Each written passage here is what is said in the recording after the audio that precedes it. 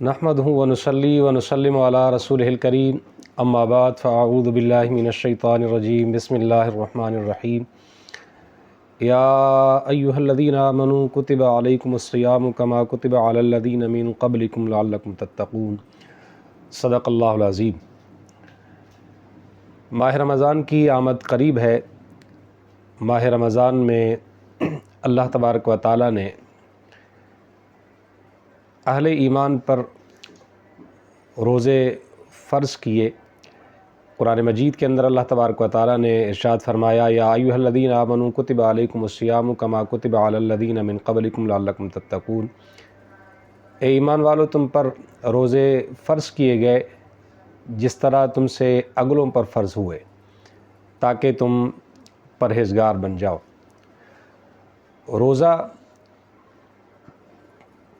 صبح سے لے کر شام تک، صبح صادق سے غروب آفتاب تک کھانے پینے اور جماع سے رکنے کا نام روزہ ہے۔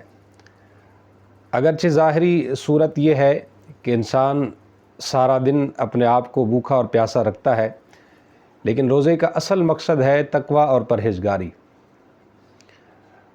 سوال یہ پیدا ہوتا ہے کہ بھوک اور پیاس کے ذریعے سے کیا تقوی حاصل ہو جاتا ہے؟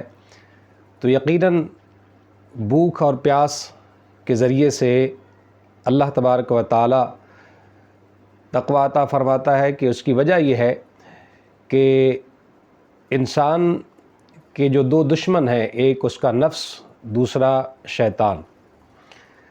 ماہ رمضان میں اللہ تبارک و تعالیٰ کی طرف سے یہ کرم ہوتا ہے کہ شیاطین کو جکڑا جاتا ہے، اور انسان کا جو دوسرا دشمن نفس ہے، تو روزے کے ذریعے سے یعنی بھوک اور پیاس کے ذریعے سے انسان اپنے نفس پر قابو پا لیتا ہے۔ اور بھوک اور پیاس کے ذریعے سے نفس پر قابو پانا، اس کا احادیث مبارکہ کے اندر بھی ہمیں ذکر ملتا ہے، اور خاص طور پر بزرگان دین کی سیرت کے اندر، صوفیاء کرام کی سیرت اور ان کے حالات کے اندر بھی یہ بات ہمیں ملتی ہے کہ انہوں نے بھوک اور پیاس کے ذریعے سے اپنے نفس پر قابو پایا۔ تو روزے کا جو اصل مقصد ہے وہ تقوی ہے، لہٰذا صرف اور صرف بھوکا اور پیاسا رہنا، صبح سے لے کر شام تک جو ہے اپنے آپ کو بھوکا اور پیاسا رکھنا، اور اس ضمن میں اگر کسی کو مقصد حاصل نہ ہو پائے، تقوی اور پرہیزگاری حاصل نہ ہو پائے، تو اس کے روزے کا کوئی فائدہ نہیں ہے۔ جیسا کہ سید عالم صلی اللہ تعالیٰ علیہ وسلم کی ایک حدیث مبارکہ کا مفہوم ہے کہ کچھ لوگوں کا روزہ بھوک اور پیاس کے علاوہ کچھ نہیں ہے، یعنی صرف اور صرف وہ بھوکے اور پیاسے رہتے ہیں، اصل مقصد کو نہیں حاصل کرتے۔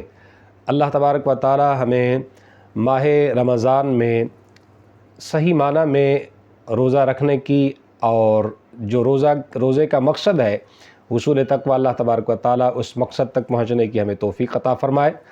الصلاۃ والسلام علیک یا رسول اللہ وعلی آلک واصحابک یا خاتم النبیین۔